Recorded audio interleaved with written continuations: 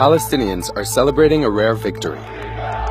Israel finally removed the metal detectors and security cameras installed at the entrance to Al-Aqsa Mosque that sparked widespread protests amongst Palestinians. And the Waqf, the Jordanian religious authority, which has religious jurisdiction over the compound, announced that Muslims can stop praying in the streets and finally enter the mosque to pray. يوم فرح عام في بيت المقدس ونرجو من الله أن تمر الأيام هذه أحسن إلى الأحسن إلى الأحسن. But why did Israel concede?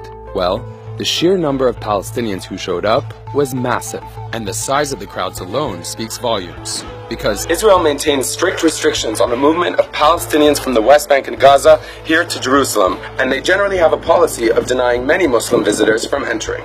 So that means the people on the streets were mostly Palestinian citizens of Israel. Despite Israel's best efforts to prevent people from outside Jerusalem from joining the protests. We spoke to a young gentleman here who said that he was supposed to come here from Nazareth, that there had been buses. He's an Israeli citizen, he's of Palestinian origin. He was supposed to ride one of 30 buses that were planned to arrive here from Nazareth, and those buses were detained and stopped by Israeli soldiers, according to him. These protests were not organized by any political group. This was a grassroots movement that neither Fatah or Hamas controlled. Today, the Jerusalemite people, the Palestinian people in Jerusalem, they are fighting anyone, only us.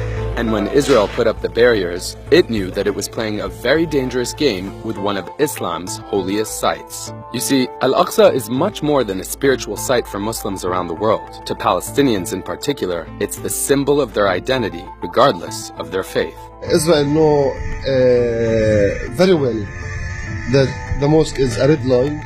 As Palestinians returned to Al-Aqsa, Israeli soldiers attacked them with sound bombs at one of the entrances. Once inside, Palestinians raised their flag in an act of defiance. Even this simple act is forbidden in Jerusalem under the occupation. For the first time in a long time, the power and voice of ordinary Palestinians has made a change. One small victory in the ongoing struggle against nearly 70 years of occupation.